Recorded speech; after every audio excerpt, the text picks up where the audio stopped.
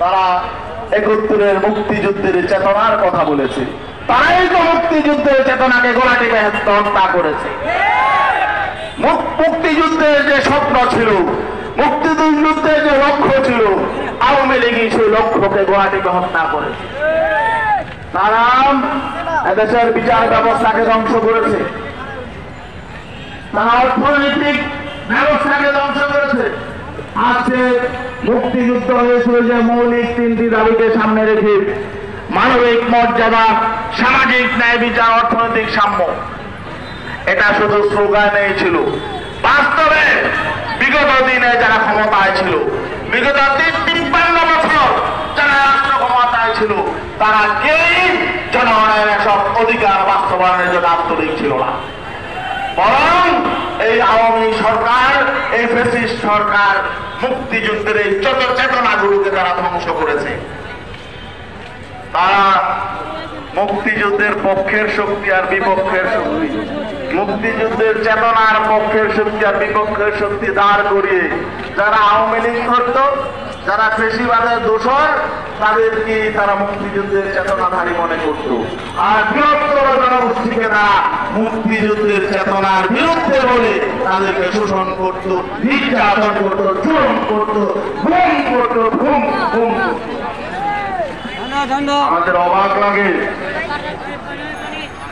যে আমরা ভেবেছিলাম আওয়ামী লীগের পতন হবে, ফ্যাসিস্ট সরকারের পতন হবে, এটা দেশবাসী ভেবেছিল, এবং একদিন না একদিন তাদের পতন আমরা প্রত্যক্ষ করবো এটাও ভেবেছিলাম।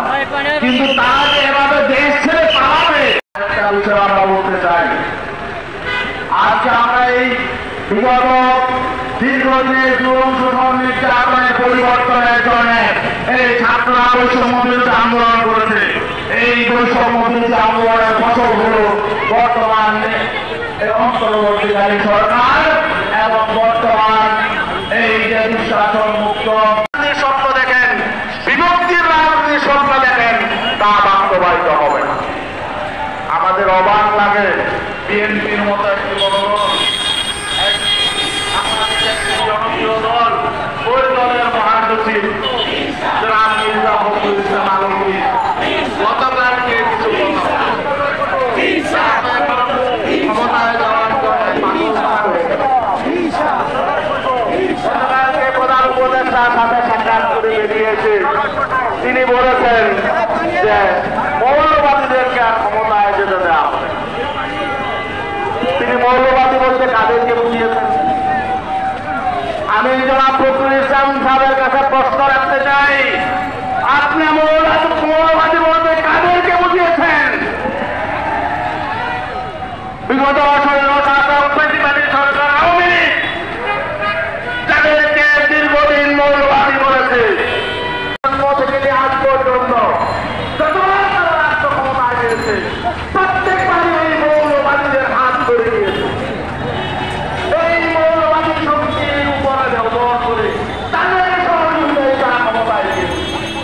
তাহলে আগে ভুল স্বীকার করে আমরা অতীতে যে মৌলবাদীদের সহযোগিতায় ক্ষমতায় গিয়েছি, মৌলবাদীদের উপর ক্ষমতায় গিয়েছি, এটা